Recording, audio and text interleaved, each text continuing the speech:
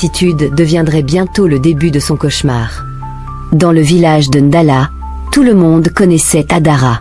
On parlait d'elle comme d'une jeune fille brillante, belle, mais surtout incroyablement méticuleuse. La propreté n'était pas pour elle une simple habitude, c'était presque une passion, un langage, une façon de respirer.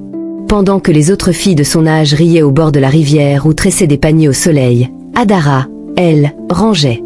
Elle pliait les pagnes, balayait la cour, organisait la petite maison pièce par pièce. Elle aimait sentir la terre propre sous ses pieds, voir la poussière disparaître comme si elle effaçait en même temps le chaos du monde. Et ce n'était pas seulement à la maison. Même à l'école, Adara arrivait avant tous les autres pour balayer la salle de classe. Ses camarades la taquinaient. « Regarde, voilà Adara la soigneuse. » Mais pour elle, c'était un compliment. Mettre de l'ordre lui donnait l'impression d'avoir prise sur la vie. Pourtant, à la maison, son amour du ballet devenait une bataille. Sa mère et sa grand-mère tremblaient dès qu'elle la voyait sortir le balai après le coucher du soleil. Ne balaie pas la nuit.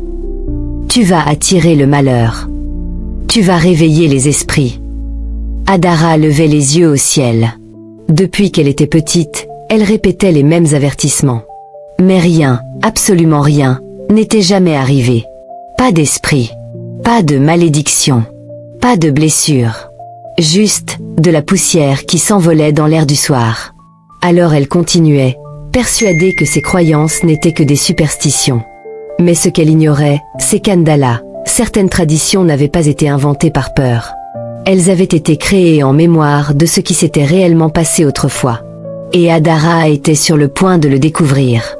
Ce soir-là, en rentrant de l'école, Adara